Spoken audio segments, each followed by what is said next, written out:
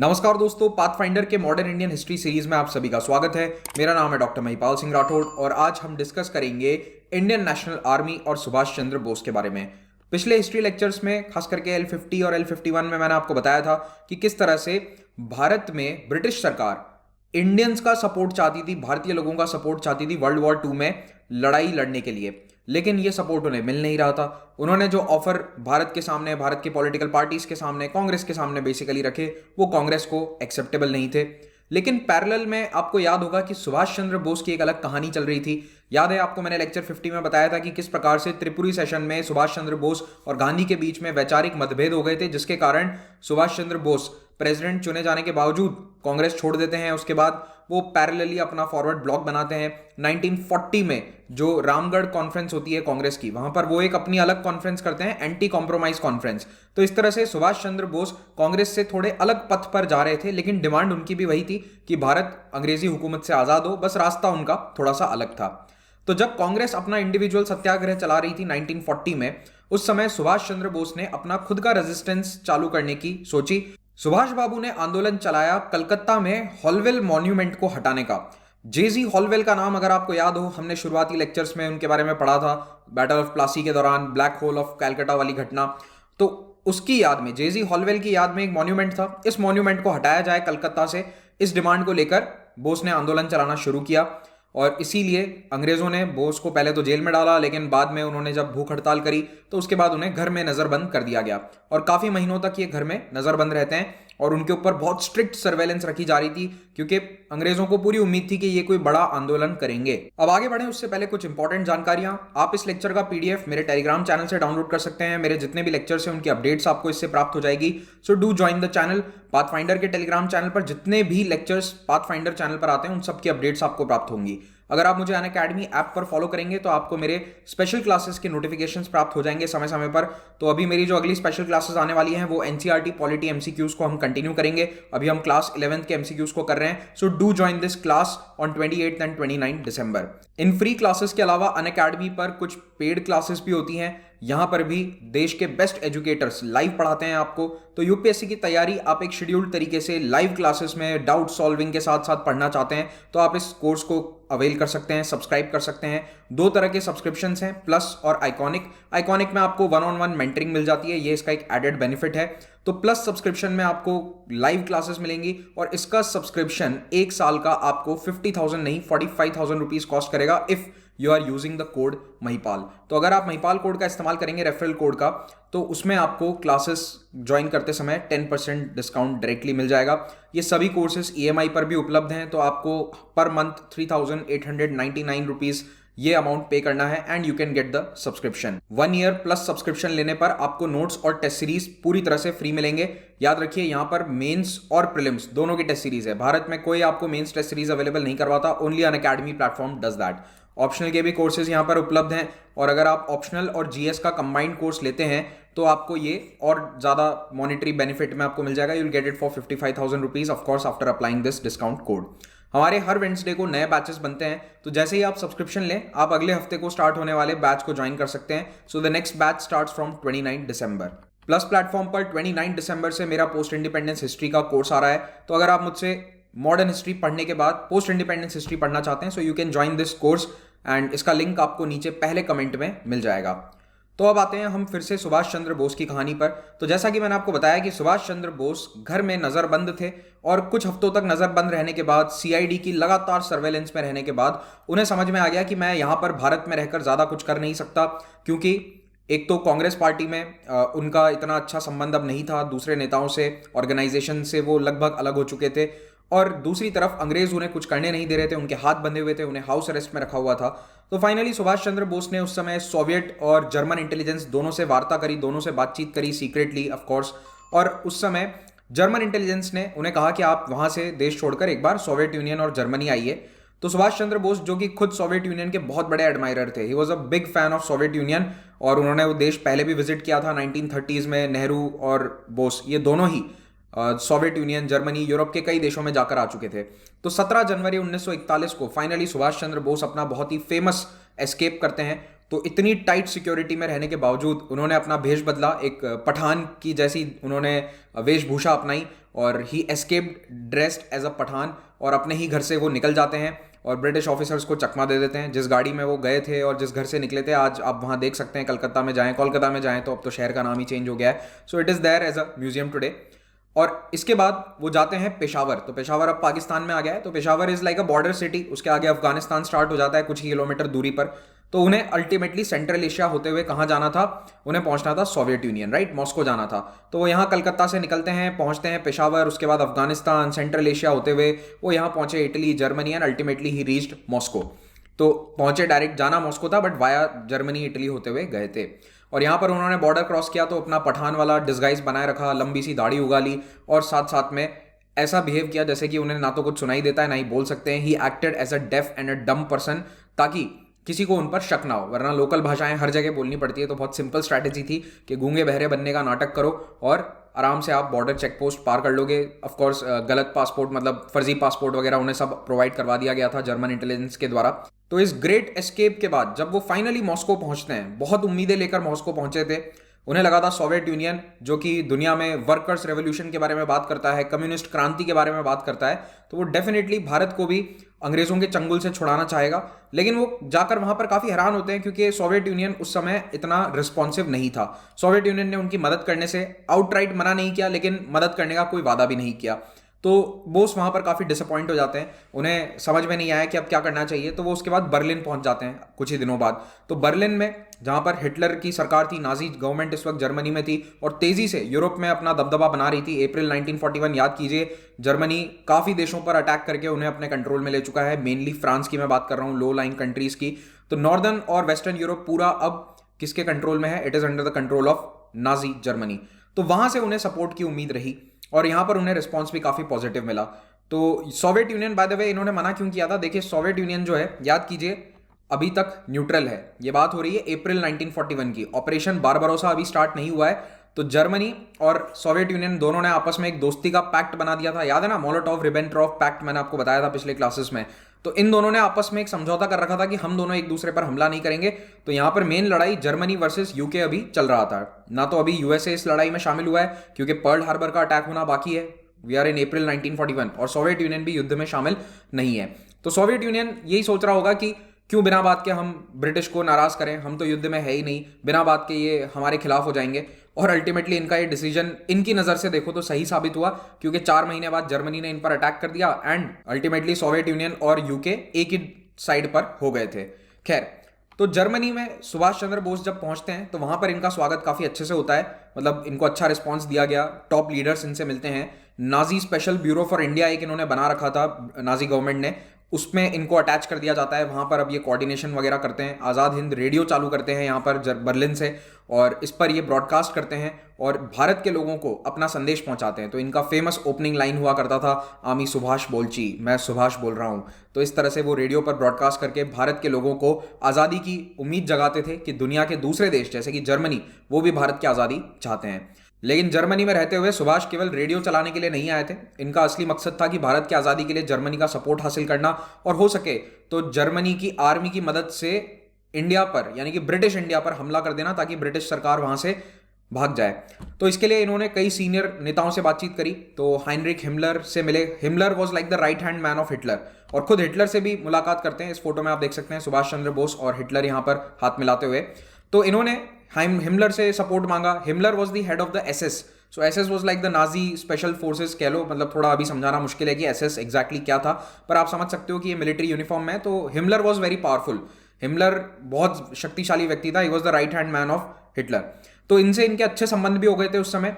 अब इसको लेकर कई सारे हिस्टोरियंस सवाल उठाते हैं कि सुभाष चंद्र बोस को क्या पता था कि हिटलर किस तरह के वहां पर इवेंट्स ऑर्गेनाइज करवा रहा था, जैसे कि हॉलोकास्ट एटसेट्रा। ये सब पैरेलल में चल रहा था वर्ल्ड वॉर 2 में, और किस तरह के अत्याचार जर्मन आर्मी या नाजी आर्मी के द्वारा किए जा रहे थे।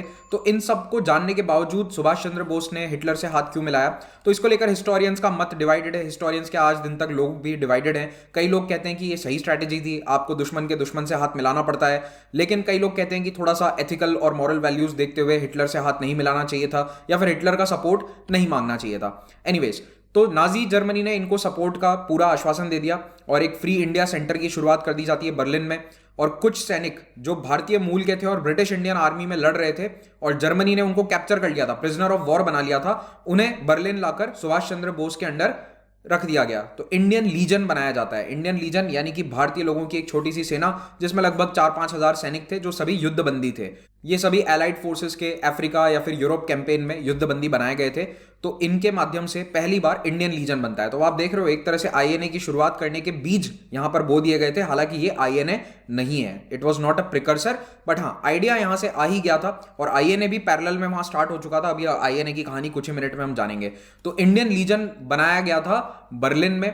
इसको हेड कर रहे थे सुभाष चंद्र बोस। और याद रखिएगा कि इनका मकसद ये था कि अल्टीमेटली जब भारत पर हमला होगा तो जर्मन आर्मी अटैक करेगी और इंडियन लीजन को उसकी लीडरशिप दी जाएगी। लेकिन फिर से यहां एक बहुत बड़ा प्रश्न चिन्ह है कि क्या सच में जर्मन आर्मी एक भारतीय युद्धबंदी सेना की टुकड़ी को भारत जैसे बड़े देश पर आक्रमण की कमान कभी देती? क्या सुभाष चंद्र बोस को स्पीयर हेड करने दिया जाता, इस पूरे आक्रमण को लीड करने दिया जाता? ये एक बहुत बड़ा सवाल है क्योंकि हिटलर ने कई जगह इस तरह के अटैक्स किए, कई जगह जो विपक्षी लोग थे, पार्टीज थी, उनसे सपोर्ट लिया, लेकिन उनको स्पीयर हेड नहीं करने दिया, उन्होंने लीड नहीं किया किसी भी देश पर अटैक। ओके, तो ये एक अगेन हिस्टोरियंस को काफी डिवाइड करने वाला पॉइंट रहता है।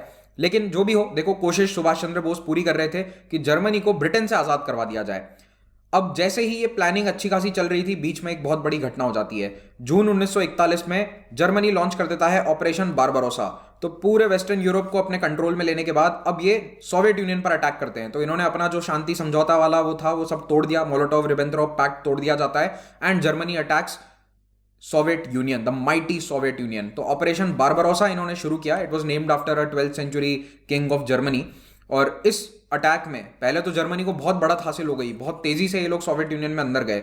लेकिन एक साल के अंदर अंदर बाय 1942 ये लड़ाई बिल्कुल थम सी गई थी। It was at a stalemate. ना तो जर्मनी आगे बढ़ पा रहा था और ना सोवियत यूनियन इन्हें पीछे धकेल पा रहा था। लेकिन हालत ज्यादा जर्मनी की खराब थी क्योंकि अटैकिंग आर्मी ये थे, तो हजारों किलोमीटर दूर तक ये सोवियत यूनियन में जा चुके थे। अब इनके पास सप्लाईज नहीं थी, बहुत हालत खराब होती जा रही थी। बाय द टाइम 1942 की सर्दियां आ जाती है तो 1942 आते आते ये हिटलर को, जर्मनी को और सुभाष चंद्र बोस को भी समझ में आ गया कि जर्मनी की हालत खराब हो रही है और सोवियत यूनियन के खिलाफ जो इन्होंने अटैक किया है ये बहुत बड़ी गलती थी और धीरे धीरे जर्मनी कमजोर होता जा रहा है। एक समस्या और भी थी।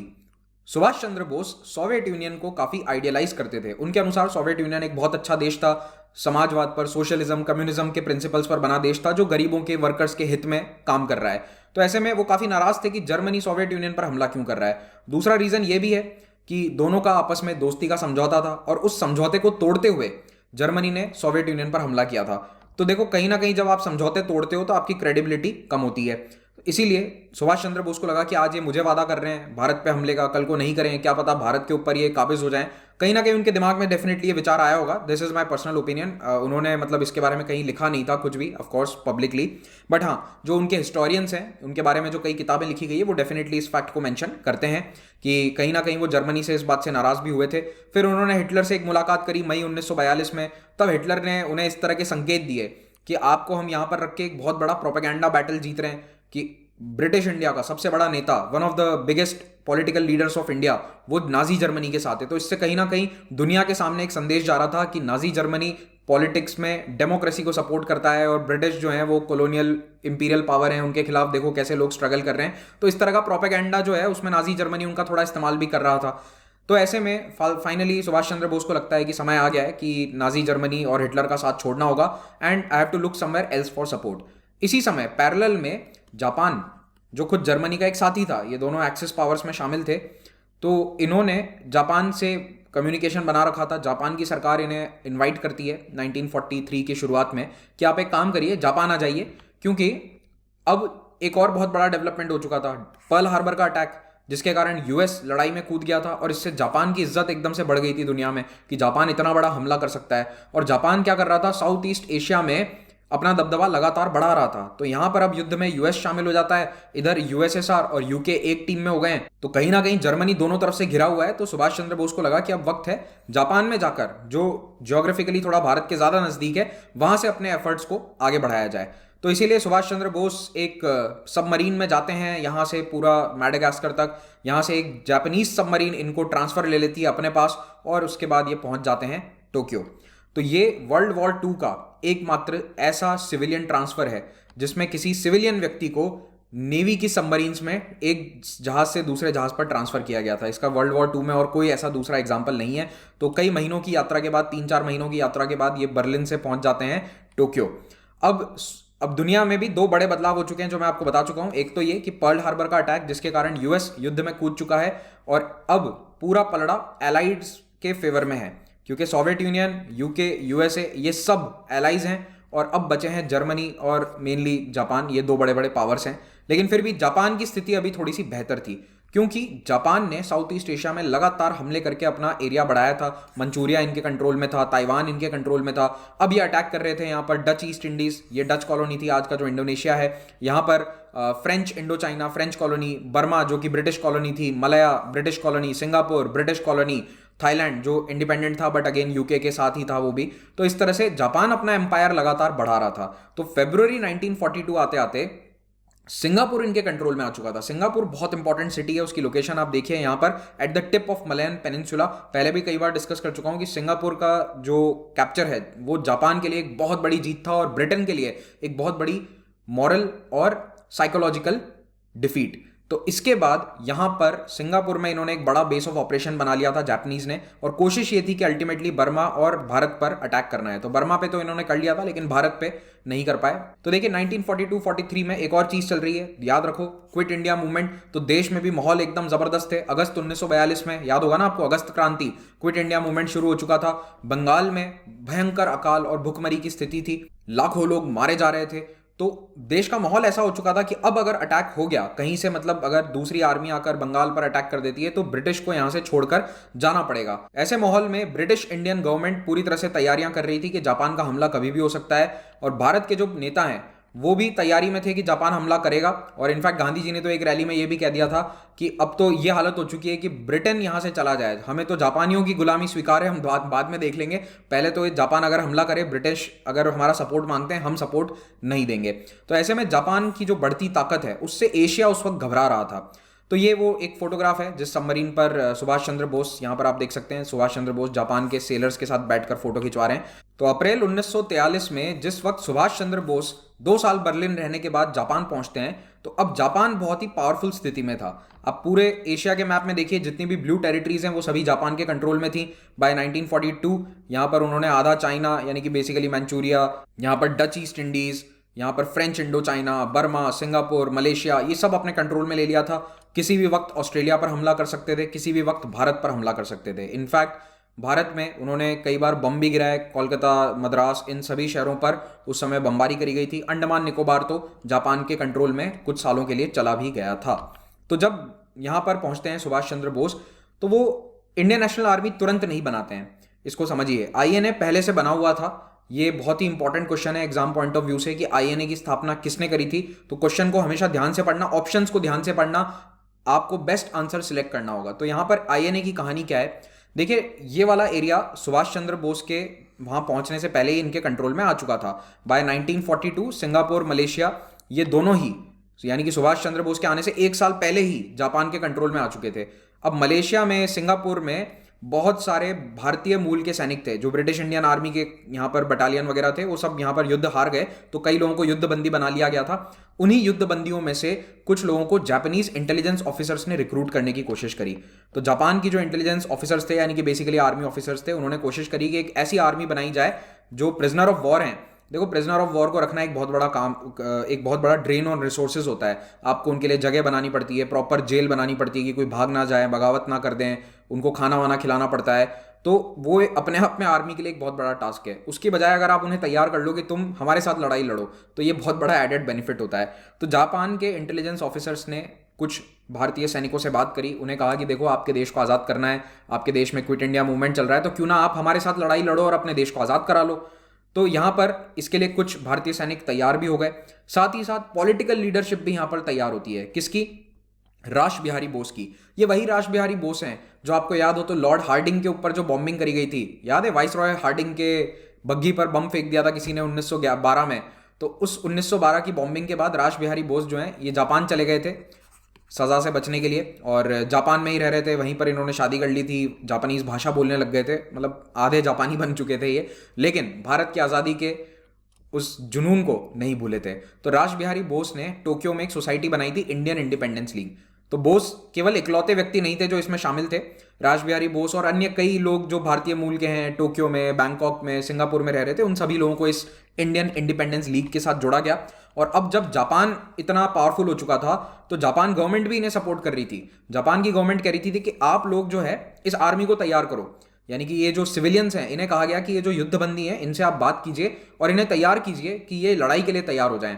तो इसी इंडियन इंडिपेंडेंस लीग में एक भारतीय मूल के व्यक्ति जो रहा करते थे सिंगापुर में, प्रीतम सिंह, तो रास बिहारी बोस के ये बहुत अच्छे साथी थे। इन्होंने एक British Indian officer captain Mohan Singh से संपर्क करवाया जापानीज ऑफिसर्स का, और मोहन सिंह जो है फाइनली तैयार हो जाते हैं कि हाँ मैं एक भारतीय दस्ते की अगुवाई करूंगा, सो मैं लीड करूंगा इंडियन प्रिजनर ऑफ वॉर जिनको आपने पकड़ा है उन्हें छोड़ दीजिए और हम लड़ाई लड़ेंगे। सो कैप्टन मोहन सिंह की अगुवाई में दिसंबर 1941 में पहली बार इंडियन नेशनल आर्मी का गठन होता है। और ये इंडियन नेशनल आर्मी, इसको आप कह सकते हैं कि ये INA 1.0 है। अभी सुभाष चंद्र बोस कहीं पर नहीं है, वो तो 2 साल बाद आएंगे।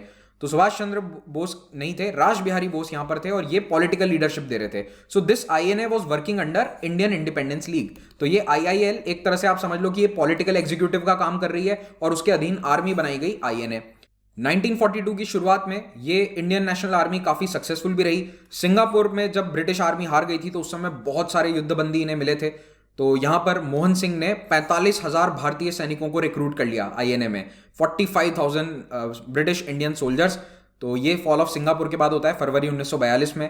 तो ये INA रास बिहारी बोस लीड कर रहे थे politically, and military wise captain Mohan Singh was leading it. तो कभी अगर एग्जाम में सवाल आता है कि INA की स्थापना किसने करी, तो ऑप्शन में अगर आपको सुभाष चंद्र बोस नहीं दिखता है और ऑप्शन में अगर रास बिहारी बोस है तो वो भी सही है, ऑप्शन में मोहन सिंह है तो वो भी सही है। दोनों का नाम है तो दोनों ही टिक करने हैं आपको, और ऐसा नहीं होगा कि दोनों आपको एक साथ दे दिए जाएंगे। अगर होगा तो मोहन सिंह एंड रास बिहारी बोस, जैसे ऐसा होगा A and B both are correct, इस तरह से आपको नाम पूछे जाएंगे। तो ध्यान में रखिएगा ये 3 नाम आपको हमेशा याद रखने हैं, Mohan Singh, Ras Bihari Bose and then came Subhash Chandra Bose. अब 1 साल तक तो सब कुछ ठीक चला, लेकिन दिसंबर 1942 आते आते कैप्टन मोहन सिंह को ये लगने लगा कि हमारा इस्तेमाल जापानीज गलत तरीके से कर रहे हैं, हमारा इस्तेमाल प्रोपेगेंडा के लिए किया जा रहा है। वही प्रोपेगेंडा कि देखो भारतीय लोग तो हमारे साथ लड़ाई लड़ रहे हैं, और दूसरा इन्हें लगने लगा था कि जापानीज आर्मी हमारा इस्तेमाल किस लिए करेगी। देखो जब युद्ध होता है तो सबसे आगे जाकर जो लड़ाई लड़ता है वैनगार्ड, उसमें डेथ की संभावना सबसे ज्यादा होती है, इन्हीं लोगों को गोली खानी पड़ती है जो सबसे आगे होता है युद्ध में। तो इनको समझ में आ गया था कि जापान हमारा इस्तेमाल इस रूप से करने वाला है कि आगे चलें और गोली खाएं जब भी भारत पे या बर्मा पे अटैक होगा। तो मोहन सिंह के जापान की लीडरशिप के साथ, या जो इंटेलिजेंस ऑफिसर्स हैंडल कर रहे थे INA को, सपोर्ट वगैरह कर रहे थे, उनके साथ उनका कुछ डिस्प्यूट हो जाता है और वो कैप्टन मोहन सिंह INA की लीडरशिप को छोड़ के कहते हैं कि मुझे तो फिर से युद्धबंदी बना लो, 1 साल पहले भी मैं युद्धबंदी था, I am ready to go back to the prisoner of war camp. तो ये अपनी लीडरशिप छोड़कर चले जाते हैं और मोस्ट प्रोबेबली इनको फांसी दे दी गई या इनको मार दिया गया, उसके बारे में ज्यादा क्लैरिटी नहीं है। तो ऐसे में ये जो हजारों सैनिक हैं अब ये लीडर लेस हैं, तो 2-3 महीने तक हालत काफी खराब रहती है। कई सारे सैनिक जो हैं मोहन सिंह के साथ साथ फिर से युद्धबंदी बनने चले गए। तो ऐसे में रास बिहारी बोस के लिए इस INA को संभालना काफी भारी पड़ रहा था। लेकिन उसी समय सुभाष चंद्र बोस पहुंच जाते हैं जापान, और जापान जब वो टोक्यो पहुंचे तो जापान की टॉप लीडरशिप से वहां पर भी प्राइम मिनिस्टर से मिले। प्राइम मिनिस्टर ने उनको अवगत कराया कि देखो सिंगापुर में, मलेशिया में इस तरह से हमने INA बनवाई है, लेकिन रास बिहारी बोस जो है उनसे हैंडल नहीं हो रहा है, आर्मी ऑलमोस्ट बिखराव के कगार पर है, तो आप वहां जाकर लीड करो, you are the best person, लोगों के दिल में आपके लिए बहुत रिस्पेक्ट है, आप इतने बड़े पॉलिटिकल नेता हैं, आर्मी में आप एक नई ऊर्जा का संचार कर सकते हो, so you are the best person to lead this Indian National Army. तो सुभाष चंद्र बोस जो हैं ये साउथ ईस्ट एशिया में पहुंचते हैं, यहाँ पर इंडियन इंडिपेंडेंस लीग के नेताओं से मिलते हैं। रास बिहारी बोस इन्हें कमान सौंप देते हैं, ये कहते हैं कि आप ही बेस्ट लीडर हैं, आपका कद एक अलग है। तो इंडियन इंडिपेंडेंस लीग और इंडियन नेशनल आर्मी दोनों की लीडरशिप सुभाष चंद्र बोस को ट्रांसफर कर दी जाती है। तो ये सब कुछ होता है जुलाई 1943 में, और सिंगापुर पहुंचते ही सबसे पहले सुभाष चंद्र बोस एक बड़ी रैली करते हैं, सैनिकों को संबोधित करते हैं। रैली मतलब सैनिकों को संबोधित कर रहे हैं, ऐसी पब्लिक रैली नहीं है। और उसमें इन्होंने नारा दिया दिल्ली चलो।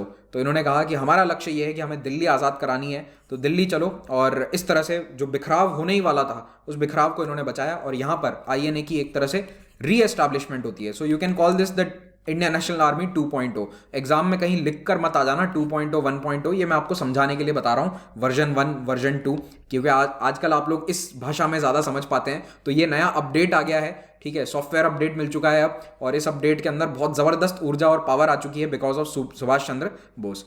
तो इन्होंने एक प्रोविजनल सरकार भी स्थापित कर दी। इन्होंने कहा कि आज से हम भारत की सरकार हैं, आज़ाद भारत की सरकार है, आज़ाद हिंद की फौज है, इसीलिए उसे आईएनए आज़ाद हिंद फौज इंडियन नेशनल आर्मी कहा जाने लगा। तो इन्होंने अपनी सरकार बनाई, मंत्री अपॉइंट किए, ये युद्ध के मंत्री हैं, ये गृह मंत्री हैं, इस तरह से कई ऑफिसर्स को अपॉइंट किया गया। और अब टारगेट क्या था, तो देखो अभी तक सिंगापुर और मलेशिया ये जापान के कब्जे में आ चुका था, बर्मा को इन्हें अपने कंट्रोल में लेना था। तो आईएनए और जापान की आर्मी दोनों बर्मा पर अटैक करते हैं। बर्मा में कई इंपॉर्टेंट लड़ाइयां हुई 1943 में, उसमें आईएनए का बहुत बड़ा हाथ था, बहुत बड़ा रोल था। और बर्मा के बाद इनका टारगेट था अगला भारत। तो यहां पर मणिपुर नागालैंड वाला जो बॉर्डर है, यहां तक Indian National army and Japanese army पहुंच जाते हैं बाय 1944। तो एक साल के अंदर अंदर बर्मा को जीतकर ये भारत के बॉर्डर तक पहुंच जाते हैं। बाय द वे, इस समय क्योंकि ये सरकार चला रहे थे तो इन्होंने अपनी करेंसी भी जारी करी। ये उसी करेंसी का एक फोटोग्राफ मैं आपको दिखा रहा हूं, और यहां पर एक नारा दिया हुआ है जय हिंद। तो ये जय हिंद का नारा देने का श्रेय भी सुभाष चंद्र बोस को ही जाता है। तो सुभाष चंद्र बोस और इंडियन नेशनल आर्मी ने ये अपना नारा बना लिया जय हिंद, और अपने नोट्स तक जारी करने शुरू कर दिए।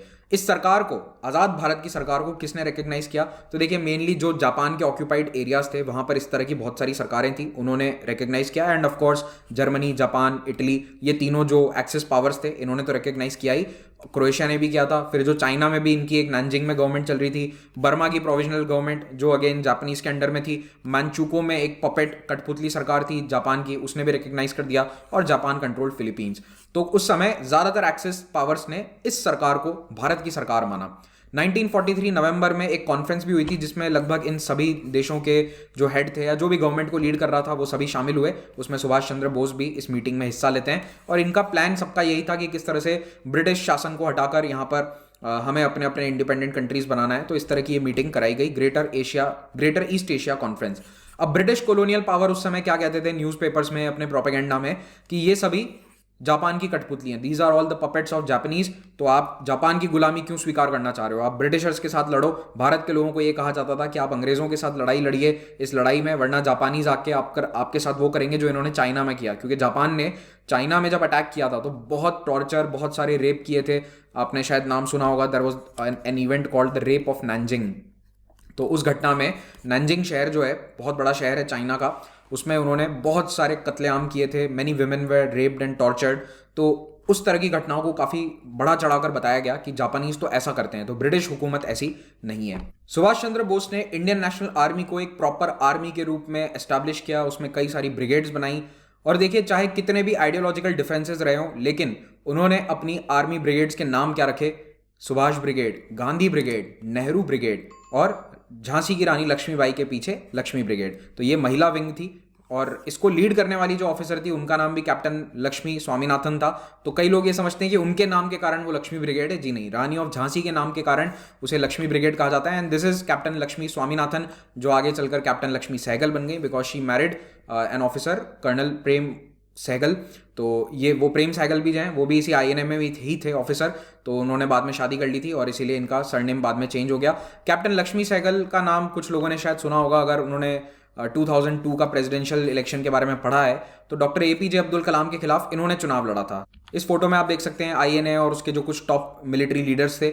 अब जापान की आर्मी भारत के बॉर्डर तक पहुंच चुकी थी, और इनका अगला टारगेट यही था कि मणिपुर और नागालैंड पर हमला किया जाए। अटैक्स करने स्टार्ट भी कर दिए थे इन्होंने, और यहाँ पर इनको थोड़ा रेजिस्टेंस फेस होता है क्योंकि अब ये डायरेक्ट वो एरिया आ गया है जो ब्रिटिश इंडियन गवर्नमेंट के अधीन है। तो ब्रिटिश आर्मी ने भी यहाँ पर काफ़ी रेजिस्टेंस किया, उन्होंने भी बहुत सारे मिलिट्री बैटल्स जो हैं वो उसमें कठिन चुनौती दी आईएनए को, जापान को। तो यहाँ पर अब युद्ध स्टेलमेट पर आ जाता है। स्टेलमेट का मतलब है कि युद्ध रुक सा गया है, दोनों साइड में से कोई भी आगे नहीं बढ़ पा रहा है। लेकिन यहाँ पर जो battle of Imphal, battle of Kohima थी, उसमें भी आईएनए की सेना के सैनिकों ने बहुत ज़बरदस्त परफॉर्म किया। इनका एक बहादुर ग्रुप हुआ करता था which was kind of A special forces, उसने तो बड़े ज़बरदस्त ऑपरेशन यहाँ पर किए थे। और मणिपुर की धरती पर इन्होंने अपना आज़ाद हिंद भारत का जो झंडा है वो तो फहरा दिया था। तो ये ट्राई कलर जो इस गवर्नमेंट ने अपनाया था, ये 1944 में मणिपुर के मोइरांग में पहली बार लहरा दिया गया था। आज़ाद हिंद फौज भारत के बॉर्डर तक पहुंच गई है, इससे भारत के लोगों में भी एक नई ऊर्जा का संचार होता है।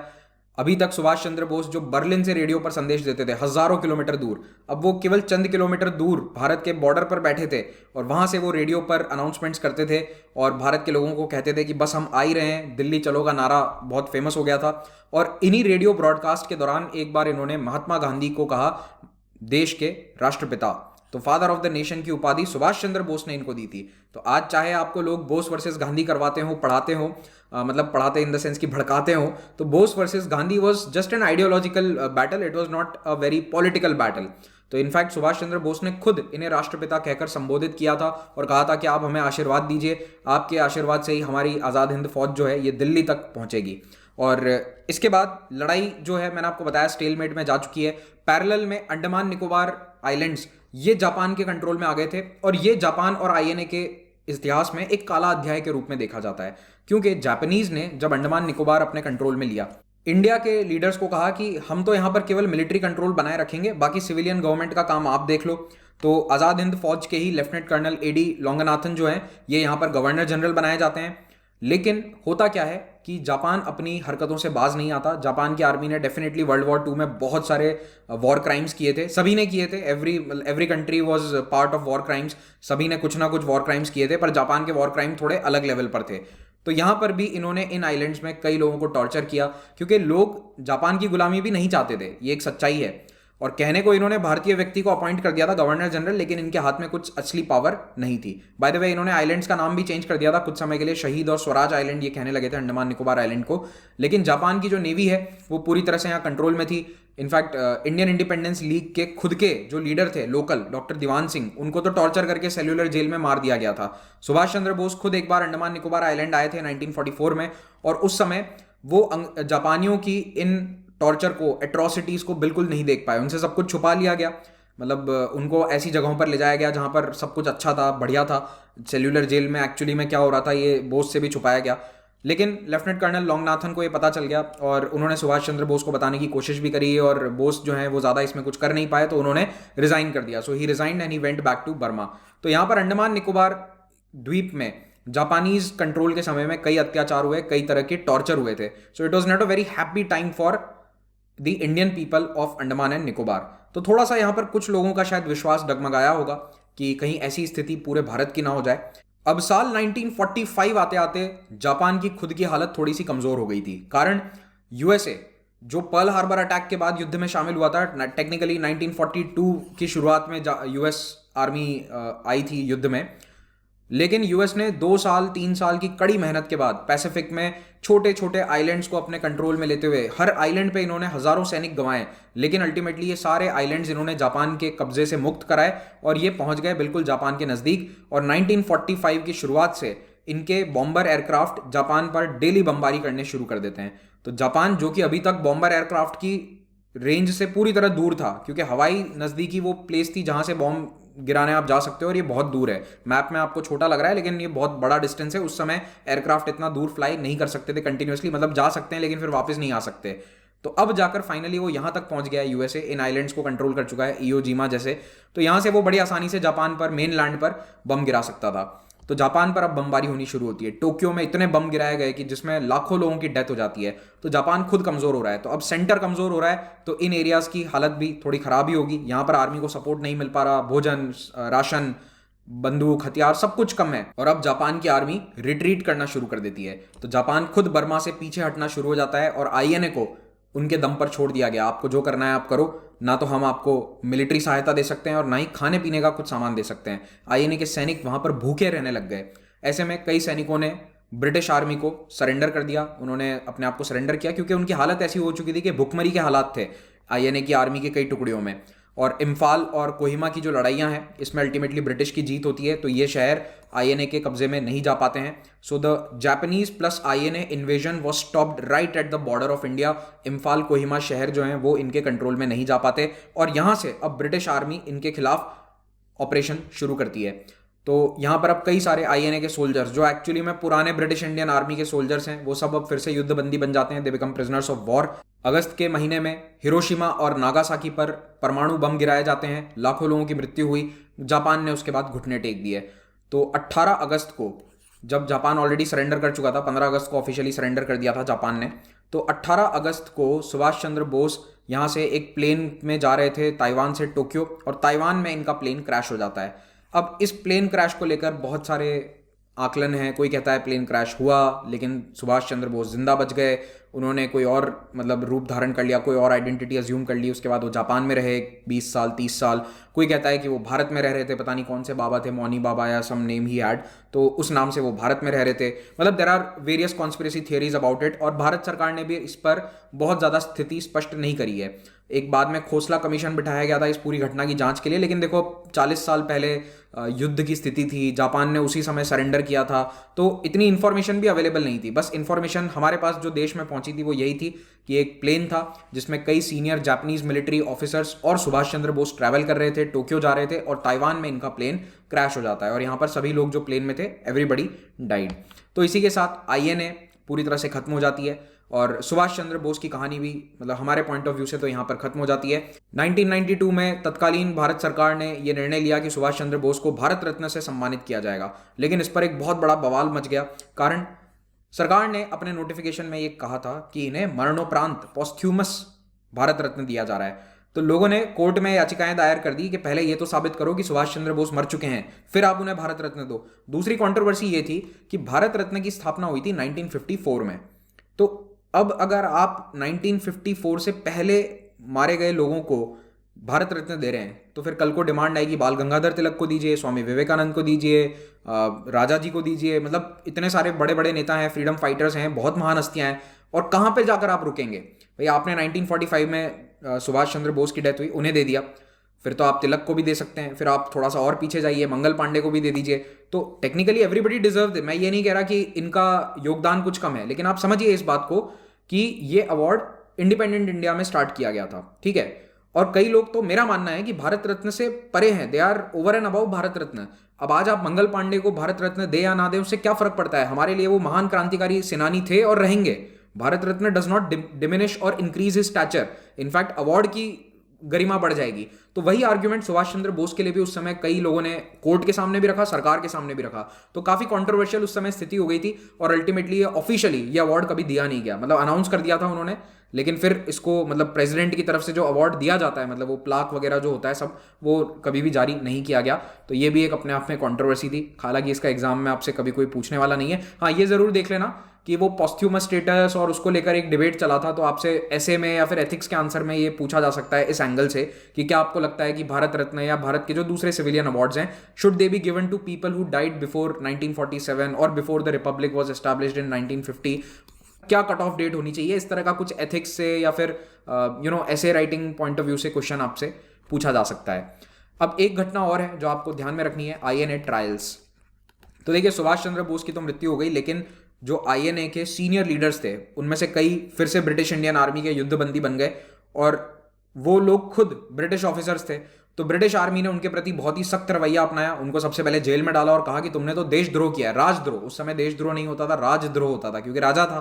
तो राजद्रोह की उन पर सेक्शंस लगाए गए इंडियन पीनल कोड के, और उसमें बहुत स्ट्रिक्ट पनिशमेंट थी। In fact just not just treason, बल्कि उन पर हत्या के और टॉर्चर के आरोप लगाए गए। मतलब उन्हें यह कहा गया कि आपने हमारे सैनिकों को, यानी कि ब्रिटिश आर्मी के सैनिकों को मारा है, वो हत्या है, ठीक है। उसे एक्ट ऑफ वॉर नहीं माना गया, उसे हत्या के आरोप लगाकर उन पर ट्रायल चलाया गया।